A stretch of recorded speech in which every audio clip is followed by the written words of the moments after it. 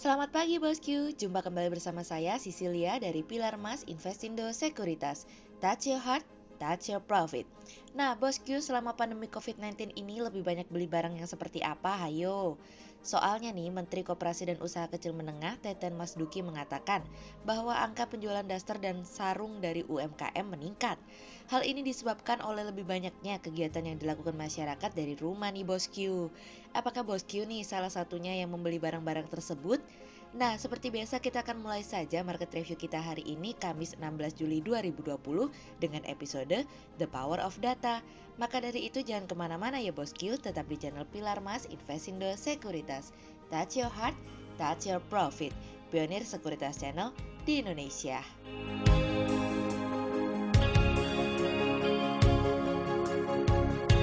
Seperti biasa bosku, kita akan mulai dari Global Economics Calendar. Ada berita dari US Mortgage Applications yang naik dari sebelumnya 2,2% menjadi 5,1%. Kemudian ada dari US Empire Manufacturing yang naik dari sebelumnya minus 0,2% menjadi 17,2%.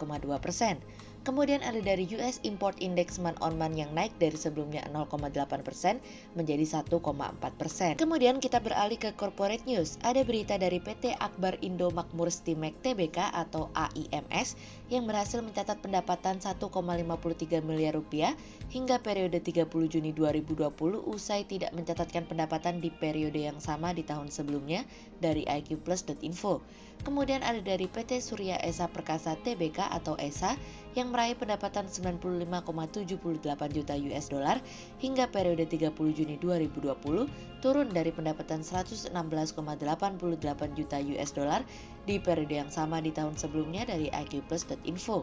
Kemudian ada dari PT Intiland Development Tbk atau DILD yang mencatatkan angka prapenjualan atau marketing sales sebesar 343 miliar rupiah hingga semester 1 2020 dari bisnis.com. Kemudian pada perdagangan hari Rabu tanggal 15 Juli 2020, IHSG ditutup melemah 3 poin atau 0,07% menjadi 5.075. Sektor pertambangan menjadi kontributor terbesar pada penurunan IHSG kemarin. Investor asing membukukan penjualan bersih sebesar 651 miliar rupiah. Kemudian kita akan masuk ke market review hari ini. Cerita hari ini akan kita awali dari sebuah cerita dari Kuroda. Haruhiko Kuroda, Gubernur Bank Sentral Jepang yang memimpin rapat pertemuan Bank Sentral tersebut, mengatakan bahwa perekonomian Jepang telah melewati yang terburuk. Namun, dirinya memperingatkan bahwa pemulihan akan berjalan lambat, namun dirinya tentu akan siap sedia untuk mengambil tindakan apapun yang diperlukan. Sesuatu yang luar biasa menurut kami, karena Jepang merupakan salah satu negara yang tidak segan untuk memberikan stimulus untuk menopang perekonomiannya. Komentar Kuroda tersebut datang setelah sebelumnya Bank Sentral Jepang pada akhirnya membiarkan tingkat suku bunga dan pembelian asetnya untuk tidak berubah. Proyeksi perekonomian terbaru dari Bank of Japan menunjukkan bahwa penurunan akan terjadi lebih dalam tahun ini dan akan diikuti oleh pemulihan dalam kurun waktu 2 tahun ke depan. Kuroda mengatakan bahwa lembahnya terlalu dalam dan dirinya tidak begitu yakin bahwa pemulihan dapat berlanjut secara cepat.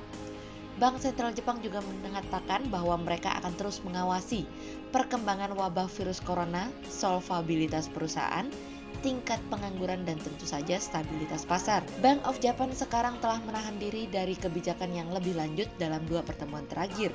Karena sebelumnya Jepang telah memperluas pembelian obligasi korporasi, membeli lebih banyak surat utang pemerintah agar imbal hasil tetap rendah, dan memperkenalkan 2 program pinjaman untuk perusahaan yang kesulitan dalam hal keuangan.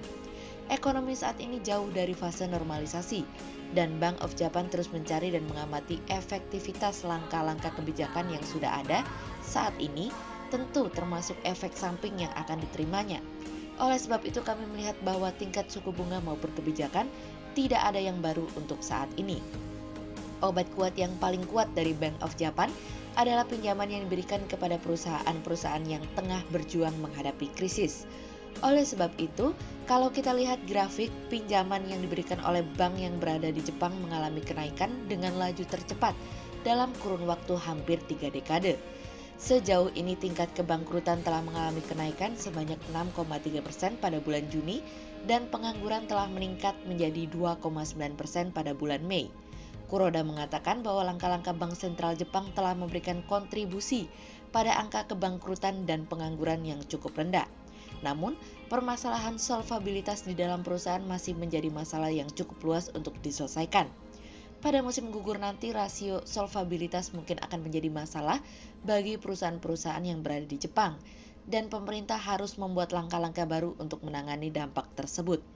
Bank Sentral Jepang mengatakan bahwa perekonomian akan menyusut hingga 4,7% dalam kurun waktu 12 bulan hingga Maret 2021. Dan memasuki bulan April, perekonomian masih akan mengalami kontraksi di antara 3% hingga 5%.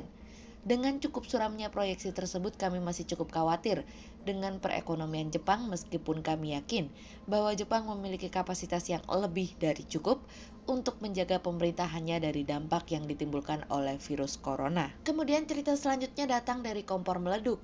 Di tengah situasi dan kondisi yang terasa keruh akibat Inggris yang menolak untuk menggunakan Huawei dalam jaringan 5G-nya, pemerintah Cina mengatakan bahwa hal tersebut tidak beralasan. Liu Xiaoming, utusan Cina untuk Inggris, mengatakan bahwa keputusan tersebut merupakan sesuatu yang membuat kekecewaan dan merupakan hal yang salah. Dan tentu saja berita Inggris tersebut membuat Amerika semakin senang bukan kepalang. Ditambah lagi ada kompor meleduk di tengah-tengah mereka. Michael Pompo mengatakan bahwa keputusan Inggris untuk memajukan keamanan transatlantik di era 5G tentu harus diikuti dengan melindungi privasi warga negara, keamanan nasional, dan nilai-nilai dari kebebasan dunia. Tentu saja hal tersebut membuat media Cina mendorong Cina untuk melakukan pembalasan terhadap Inggris. Jika tidak melakukan pembalasan, maka Cina mungkin hanya akan disangka terlalu mudah menggertak. Xinhua pun mengatakan bahwa keputusan Inggris mengenai Huawei merupakan keputusan yang tidak berdasar, dan hal tersebut dapat memberikan efek negatif terhadap Inggris karena akan menurunkan kredibilitasnya dalam lingkungan investasi bagi sebagai pusat keuangan maupun perdagangan global. Kami melihat hal tersebut tentu saja ada kepentingan yang lebih besar untuk Inggris dan Amerika. Karena secara hitung-hitungan dan strategis, Inggris tentu akan cenderung lebih memilih Amerika. Dan kami masih belum bisa memperkirakan sejauh mana Cina akan membalas apa yang telah dilakukan oleh Inggris kepada Cina. Apalagi setelah media Cina mengatakan bahwa Cina jangan hanya menggertak saja. Kami berharap bahwa Cina justru dapat merespon hal tersebut karena hal ini menyangkut integritas Cina itu sendiri. Meskipun kami tidak suka tekanan geopolitik yang akan mengalami peningkatan di tengah situasi dan kondisi virus corona saat ini, namun yang menarik adalah Presiden Trump memberikan indikasi atau mungkin juga instruksi kepada kementeriannya bahwa dirinya tidak ingin meningkatkan tensi dengan Cina. Dan tidak hanya itu saja, Trump juga akan mengesampingkan sanksi tambahan kepada para pejabat tinggi Cina. Tentu hal tersebut merupakan sesuatu yang menarik karena tentu akan memberikan ketenangan dan kedamaian bagi pasar, dan yang terpenting, hal tersebut tentu menjaga hubungan keduanya. Kemudian cerita selanjutnya datang dari pembangkit listrik tenaga biomasa. Indonesia dinilai dapat memanfaatkan potensi pasar dari pemerintah Jepang yang gencar menggunakan energi terbarukan, salah satunya lewat pembangkit listrik tenaga biomasa atau PLTBM, dengan berbahan bakar cangkang kelapa sawit. Perkembangan naiknya permintaan cangkang kelapa sawit atau palm kernel shells di Jepang juga merupakan kabar baik bagi tanah air di tengah wabah COVID-19 dan juga sentimen negatif yang terjadi di banyak negara, khususnya Barat, terhadap produk sawit dan turunannya. Kami melihat kebutuhan akan palm kernel yang saat ini meningkat dinilai mampu menyerap produksi dalam negeri yang sudah oversupply, di mana hal tersebut terjadi setelah adanya wabah virus corona ini. Kami menilai dengan adanya komitmen dari Jepang dalam membeli limbah palm kernel, diharapkan dapat meningkatkan ekspor sehingga berdampak pada neraca perdagangan Indonesia. Dari sisi Jepang dengan permintaannya akan limbah PKS, kami melihat potensi yang sangat positif ke depannya dan kesempatan untuk rebound di kuartal 3 dan 4 masih cukup terbuka melalui peningkatan ekspor. Jepang dinilai mampu mengelola limbah Indonesia menjadi energi. Di sisi ini ada dua keuntungan. Pertama, menguntungkan ekspor Indonesia, dan tentu saja kita masih bisa mengharapkan knowledge skill over untuk peluang proses kerjasama agar teknologi mengelola limbah ini ke depan agar dapat kita juga kuasai.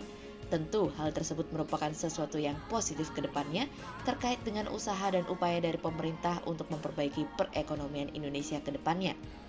Sehingga berdasarkan technical analisa, kami melihat saat ini IHSG memiliki peluang bergerak menguat dan ditradingkan pada level 5011 hingga 5134. Data perekonomian Cina yang akan muncul tepat pembukaan jam bursa yaitu 9 mungkin akan menjadi trigger perdagangan hari ini.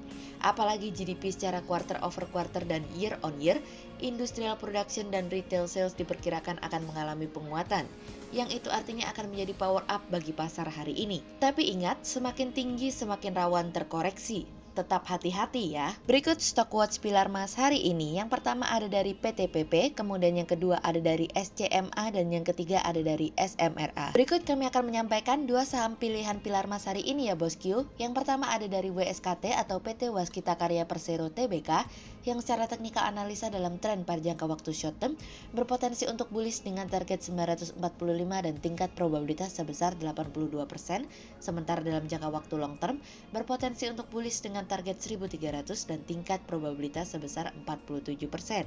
Kemudian yang kedua ada dari TOTL atau PT Total Bangun Persada Tbk, yang secara teknikal analisa dalam tren pada jangka waktu short term berpotensi untuk bullish dengan target 375 dan tingkat probabilitas sebesar 78%, sementara dalam jangka waktu long term berpotensi untuk bullish dengan target 445 dan tingkat probabilitas sebesar 59%.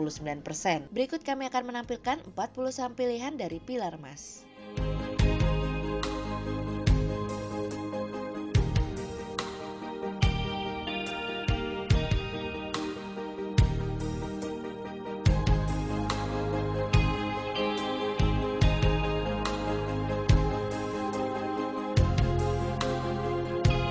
Sekian untuk review market kita kali ini ya bosku. Untuk lebih lengkapnya bosku bisa mengklik link di bawah video ini, atau bisa juga langsung akses ke website kami di www.pilarmas-investindo.co.id. Dan jangan lupa untuk selalu jaga kesehatan buat para bosku ya. Kita akan bertemu lagi besok pagi untuk market review yang berikutnya. Jadi jangan lupa like, subscribe, dan tonton terus channel Pilar Mas Investindo Sekuritas. Touch your heart, touch your profit. Pionir Sekuritas Channel di Indonesia.